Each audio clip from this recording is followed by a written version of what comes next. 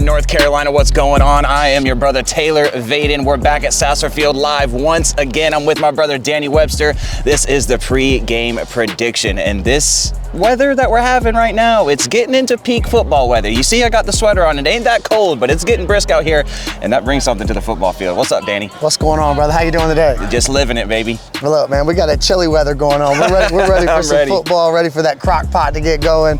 Let the boys get out and have some fun. Yeah, they're about to get out on this field and have some fun tonight. Listen, we had a crazy week last week once again. We got all three right again. 3-0 again. That's the second week in a row.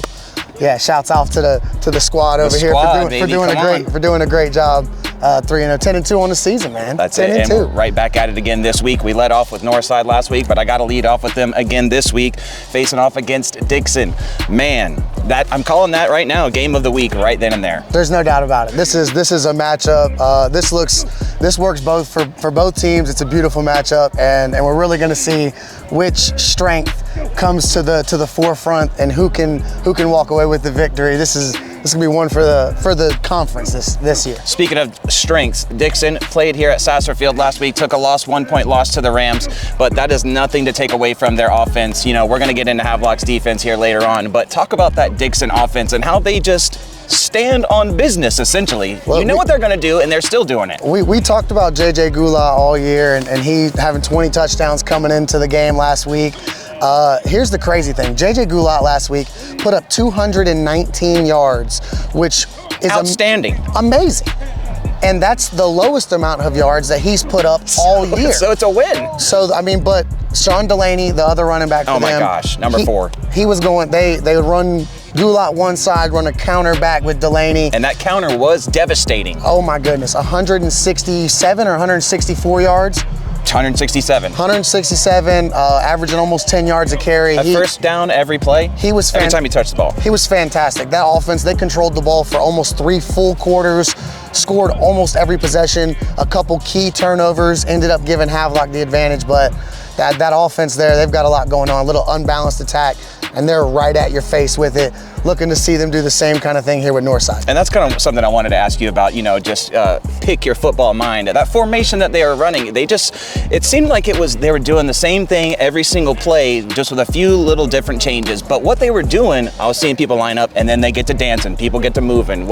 Explain that to somebody that might not know. Okay, so they started off in a wildcat. You know, for the viewers, wildcat is when you put an athlete, running back, receiver, somebody who's not typically a quarterback, behind the center. And what this does is it gives you an extra blocker on the defense. You're now, instead of handing the ball off, the guy who gets the ball, he's running. So now everyone can be accounted for. There's only one man to beat on the defense. But what Dixon was doing is they're going unbalanced to one side, and then before everyone gets in their stance, completely doing we call it a water bucket shift. And they would shift the entire formation side by side. That's got to be crazy to look at that as a defense. When you find any little misalignment there and you're able to block everyone by not handing the ball off, that's why Dixon's been so successful this year. Any little misalignment ends up a huge 50-60 touchdown, no matter what. So, right. I mean, that offense, they're very disciplined. I think only 1 penalty.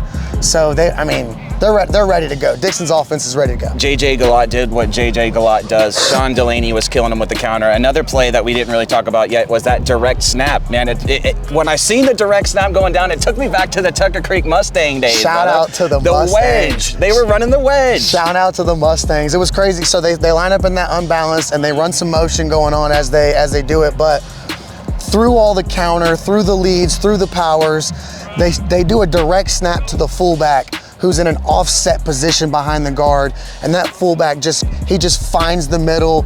And by the time you realize he has the ball, it's too late. He's 5-6 yards downfield, and it's a problem. That I'm telling you, the offense there for Dixon, really looking for some explosion going on against Northside. That's going to be a great game. Let's go. Dixon versus Northside. Let's take it to Northside, man. Reginald Grade last week against West Carteret, 4 tutties, 250 passing. Talk about it. We talked about the catapult, brother. It's there, locked and loaded. We talked about the cat. I told you only 150 last week, and 150 is a good game, but I said only 150 because this week, 250, 3 TDs, 1 on the ground. Yes, sir. And he's hitting multiple receivers. He's got 3 different receivers with touchdowns, 2 of them the touchdowns, actually all 3 touchdowns were over 35 yards. So these are big plays. These are big plays that Northside's making on the offensive side. This is gonna be big time offense versus big time offense. Who shows up and makes the defensive stop? Can Northside contain Dixon's run game? Can Dixon force 1 interception? Matt Smoot wants a piece of that Dixon offense line, guarantee it.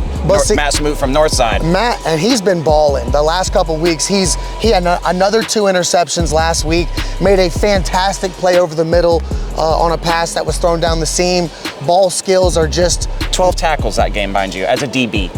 Coming from the safety position, making 12 tackles. I mean, you're everywhere. And 2 interceptions. He's involved all over the field.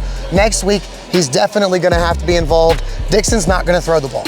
So the interceptions, that him being able to play the ball in the air, he's not going to be involved that way. He's going to be able. He's going to have to crash out. He's going to have to come downhill and crash out for sure. He's going to need to leave his stamp down there on the offensive line, on those running backs early, and we're really looking forward, because if he doesn't do that, Dixon's going to carry the ball and they're going to punch it in, and this is smash mouth football from Dixon. For game sure. of the week is not. You put an asterisk next to this one. This could be yes. Yeah, this it's is one of those ones. Just to run down some other quick stats on Northside, because look, they got weapons. Rely Anderson last week, 182 yards, 2 touchdowns. That's Gavin right. Davis, 7 receptions for 105 yards and a touchdown. So look, like you said, it's the battle of the offenses, but kind of 2 different styles. That's right, the exact opposite styles, and that's what's going to bring such a good little, dynamic to this game right here, because one team's going to be carrying it and holding it the whole game. Very similar to the game Dixon had last week. Havelock, very explosive offense. Dixon holding it. Northside's kind of the same style. That clock all the way up. Absolutely. All right, Dixon took the loss to Havelock last week. Northside coming off again a win against West Carteret. Let's take it to West Carteret. They're facing off against... Prediction.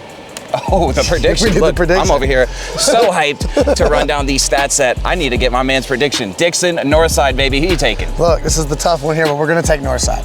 Northside? It's a tough one. A lot of it. How much have you thought about that one this week? Look, this is probably all I've thought about this week is this game, because we're 6-0 the last 2 weeks. Come on. So we've got a reputation to uphold here. So this has been heavy on the mind.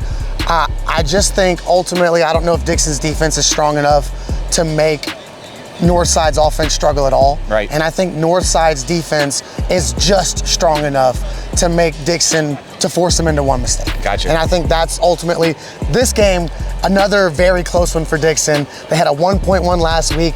I see this one, another 1 possession game. Straight locked up. This is going to be 7 points or less, and it'll probably be 35-42, somewhere in that range. They're going to be getting into that box, man, for sure. That's right. Pay dirt time, baby.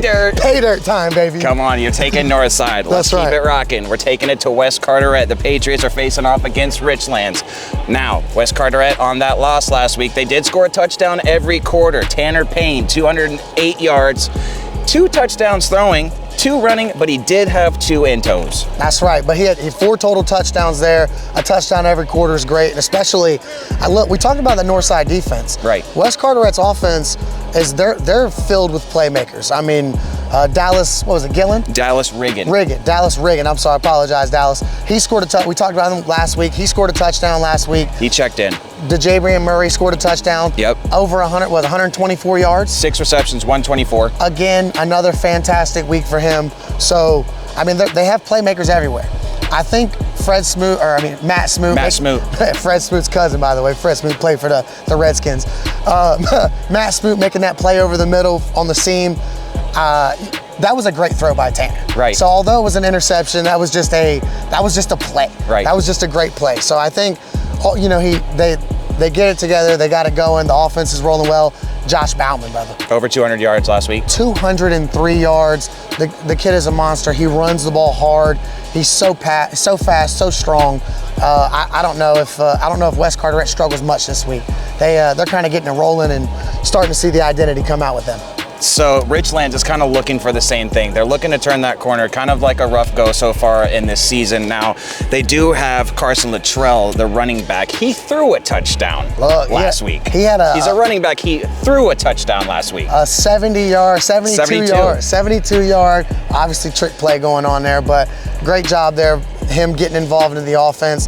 ran the ball a couple times. Also had, I think he had a couple receptions as well. He did. But another guy that they have who's kind of showed up on the radar. Dwight Hooker. Dwight Hooker now. 6 for 65. 6 catches. Getting him involved in that passing game is going to be huge because Richlands has really struggled on the ground. Averaging, I think, 25, 35 yards. They only had 25 yards last game on the ground. So they average 150 or so throwing in the air. Need to get that passing attack going a little bit. Maybe get Dwight a little downfield. Right. See if they can put some points up. Trick plays have worked. Maybe we'll see a couple of those, pull a couple out, and see if they can make this a competitive game here. So one last question before I get your prediction, man. What does Richlands need to come into this game with their mindset? What's step one? Step one for Richlands here is going to be turnovers. It's going to be turnovers, and it's because West Carteret's been so prone to them. Right. So West Carteret's had an issue with turnovers all year. 5 against Havelock, 2 again last week. If Richlands can force some turnovers and gain a couple extra possessions, they can minimize the damage that they take from the defensive side And put some points up. and maximize their offense there. They can kind of keep it competitive. I think if they don't force any turnovers though, Gets tough. it'll be a rough one. So let's get it. West Carteret, Richlands, who you taking? I'm taking West Carteret, brother. I don't know if Richlands forces the amount of turnovers they need for it to be competitive. West Carteret, they're just too athletic. Tanner Payne, he does a great job throwing it.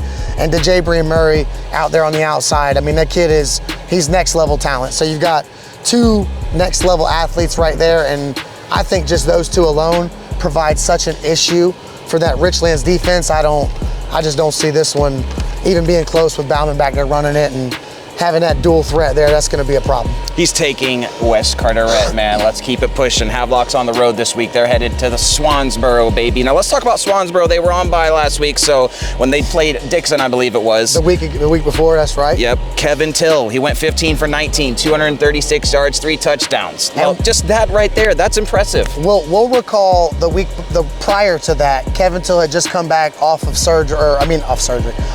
being injured. Right. And 60 yards was all he had, and that's what I said. He's back. He managed the game. They were able to fight. They went to it with Dixon. They battled. And this past week, we saw him show up at full force. That's right. 3 tutties. I mean, the kid was he was ready to play. And that's what you're looking to see here for this Swansboro offense. If he can get the balls out to those playmakers that they have. Carmelo Beasley being a real key one there. We've put a star next to him since we saw him at the beginning of the year. But being able to run the ball and receive the ball and be able to make people miss in space is the recipe. That's the formula right there for just an explosive offensive weapon. And that's what he is. 5 carries last week. What was it? 69 yards. And a touchdown. Yes. 5 receptions last week. For 40. And a touchdown. So we're a receiving touchdown. 13.8 per on the carry. That's rushing. The kid, he's everywhere on the field. And having that weapon really provides a lot for that offense. If Kevin can get him the ball, and they can kind of get that other guy involved as well. I want to just bring up my man Elijah Scott real quick. He had 66 yards and a touchdown too. And that was a big time play there for him. So getting that other guy involved, that'll be huge there for Swansboro if they're gonna be able to provide some kind of spark against this Rams defense. Because, buddy, this Rams defense, brother. I could go as far to say that they're rolling downhill now. This Rams defense. They're rolling downhill now. I'm getting goosebumps right now. I can't make this. You can't make it up. I'm getting goosebumps. We talked about week 4, week 5, week 6, the Rams team really coming into their own. We were talking about the offense. We had no idea that this defense could get better. They have gotten, the penalties completely gone out. Still giving up little big plays here and there, but you're seeing the energy, you're seeing the heart, and you're really seeing the downhill aggression. That's what it is. And being in Sasser Field last Friday, you could feel the energy on the sidelines even, not even just on the field, on the sidelines, minus the fact that it was homecoming. That's going to pipe anybody up, but you need to carry that energy forward and beyond. It was electric out here. That's the only word for it. It was just pure electricity in the air, beautiful.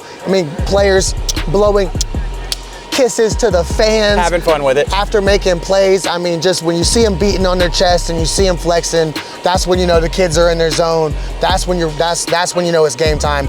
And these Rams, that defense, look, we talked about Dixon's offense, brother. Dixon's offense, the Rams held Goulart to 219 yards. That's correct. But Dixon's offense as a whole has put up 31 points in every single game this year, except against those Rams. Against that Rams defense. That's 28, and that's the lowest amount of points they put up all year. Goulart with the lowest amount of rushing yards he's put up all year. Turned the ball over twice, which I know they don't do on a regular basis. Absolutely. So, I mean, the Rams defense is really out there. They're not only containing things now, they're making plays, and they're making plays on the other side of the ball. Forcing their issue. Andrew Williams, possibly a game-winning play right here. Dixon has a 2-point conversion, chance to tie the game. Andrew Williams, he comes in. He flies to the ball. Makes a play in the backfield on a Statue of Liberty trick play for a 2-point conversion. I mean, just fantastic. The whole defense was as a whole. Andrew had 11 solo tackles. DeQuarius Dunlap, he had 16 total tackles. That's right. The Rams defense had 5 people? 5 players over 10 tackles. 5 players with over 10 these boys are, yes, they're flying around the field. Fired up. Look, the pursuit drills are in full effect, and yeah, that's what we're looking to see. That offense, man.